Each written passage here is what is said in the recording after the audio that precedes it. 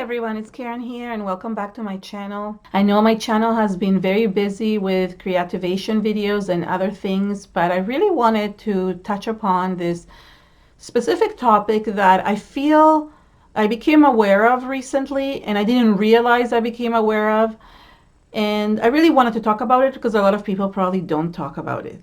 And that is what I learned from stepping away from the crafting and art community. As you may have known, I recently took a break, meaning it wasn't a clean break because I did create some stuff over the past 8 months, but it was really not at all as I was creating before. I was creating 2 to 3 videos a week, editing projects, and I just basically had to take a break. And I didn't really even realize that I was taking a break. I felt like I was just disappointing myself by not being able to create. But I realized that what I was doing is regenerating and rejuvenating my body to be able to create again.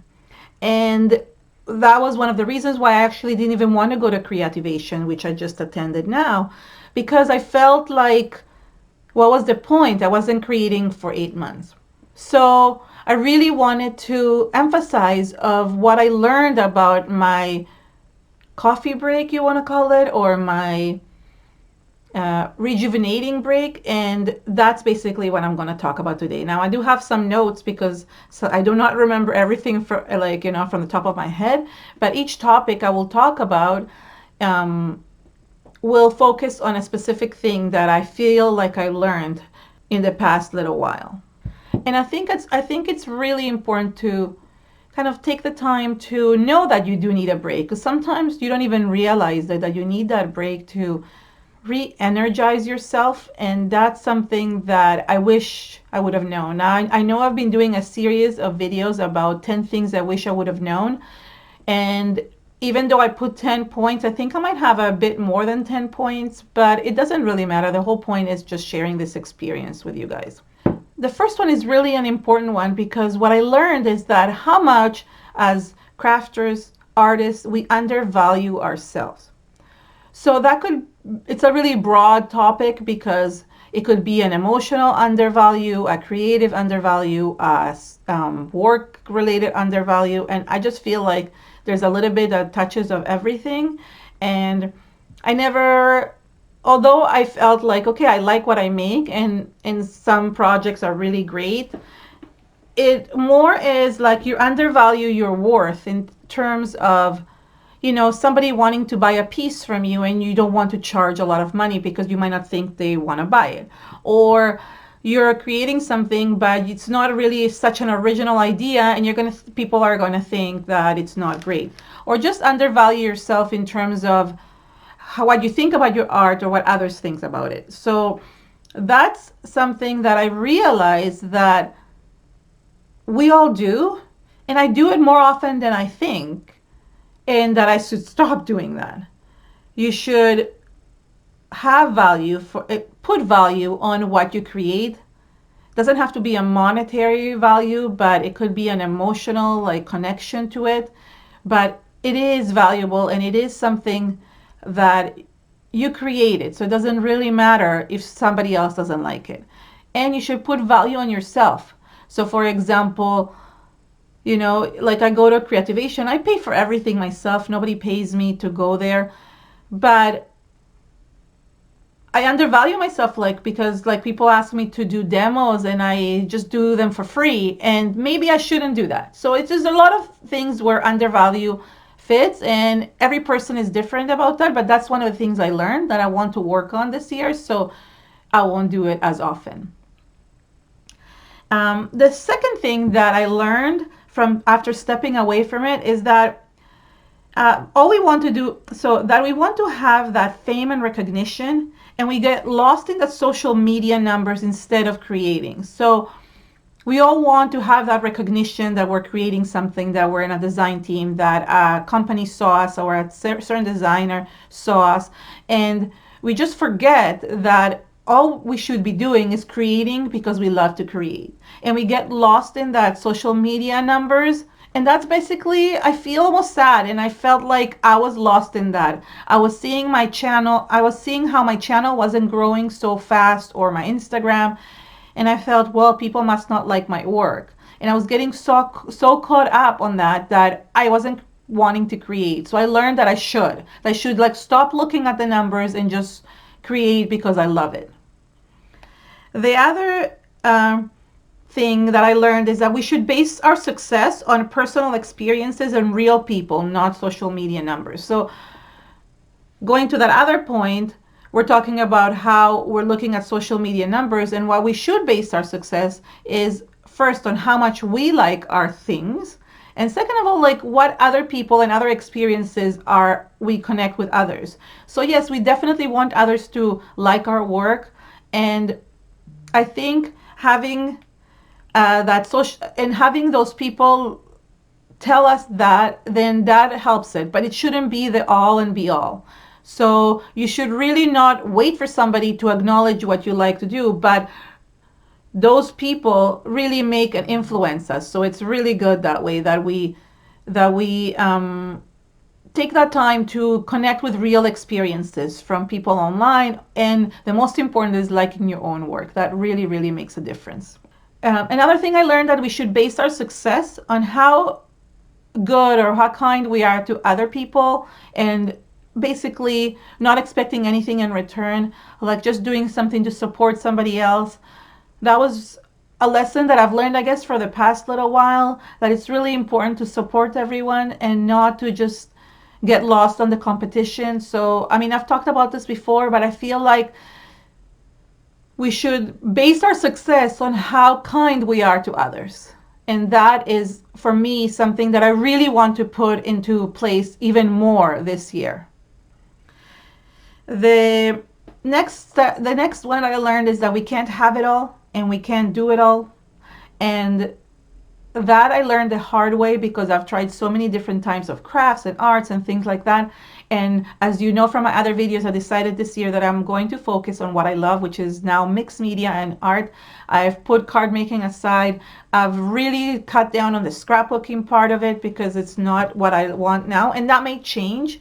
But right now, I know I can't do it all and I can't buy all the products out there, and that's okay. And this year for Creativation, I have a very short list of things that I want, and those are the ones I'm buying, and the rest, you know what, there have to be for somebody else to show on videos. So I will just only buy what I can and what I want, and the rest is going to be part of another time, or I'll use old products. The next thing, learning what I really want to do and putting all the rest aside, knowing that it might change again. So that I actually just said that in the last point, but it was this point that I was supposed to say it in, that right now all I want to do is art journaling, mixed media, altered art, things like that, assemblage, but I do not want to do any cards or scrapbooking, no paper crafting right now, and that's okay. And that may change in the future. And if you know that you love something very much, stick to that. Don't worry that you have to try everything, because it's just impossible to do that. And and that's really important to just kind of realize that. So I know that and I learned that, and now I'm going to be doing that, what I love to do. And that may bring more opportunities for me, because when you focus on what you love doing, then many doors open for you. The next one that I learned is not buying so many products, and that's something that I'm really focusing on this year. I didn't buy a lot of products last year because definitely I was stuck and wasn't creating. And I feel bad for all the amazing designers that make all these products and want people to sell them. But I just feel like I'm only going to buy what I really, really love, and I'm going to be used a lot because I have so much. I have a huge room full of stuff, and using old stuff is still okay. There's still some amazing products out there that I still love using, and I'm going to continue using no matter what. And with that, even if I'm promoting less products and enabling less for you guys, then that's okay as well. It will mean less sales for me, but at least I feel like I'm not spending so much money. And also I know a lot of people have a hard time spending, so I'm not enabling that as well. So I think that's something in our community and basically in our society where there's so much enabling to buy new things, and it's just hard. And I want to try to cut that down for myself and probably for others as well. Of course, I'm going to show a lot of new products, but not as many as I used to show. The other thing I learned is that it's okay to take time for yourself and not create, even if it means that everything goes down the drain. Like a lot of my numbers, and as I said, like my sales went down. I mean, I didn't make that much to begin with, but I just felt like, you know what, my body needed to regenerate and to rejuvenate, and that's okay, and just take time for yourself. And that is a really hard lesson, because I used to like have breaks where my mojo was down, but it was never this long, and I realized that my body really needed that, both physically and emotionally and spiritually as well. um, Another thing I learned is that the important role that you play in your community.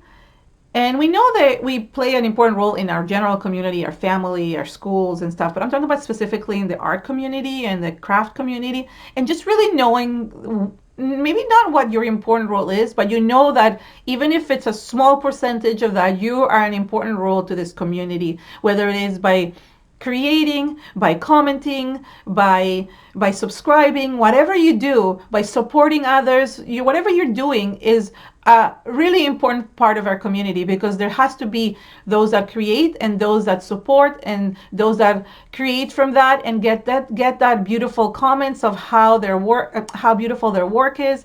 So it's something that I had to learn, because I never realized that I took such a long break, and people were commenting about how they missed my work and they missed seeing me around. And that when I got the comment from one of my friends, Sharon, and she said, "You're missed in this community. You're an integral part of this community." And I never actually thought of that. I never put that into a feeling and thought, okay, well, maybe I am, and I should know that. And if I am, then you are, and every single person is. And that's something that we have to realize, that we're each an important part of our arts and crafts community, and we should be proud of that. And basically, that's what I wanted, the message that I wanted to give, because if I didn't know that, then probably none of the other people, maybe very few people, know that as well. Another thing I learned is that I shouldn't let the excitement of a new product dictate my creativity, and I should use old products as well. So I feel like I created so much right after creativation in the first few months, like last year, and then March, everything went down the drain, like I said. And I want to make sure that that doesn't happen this year.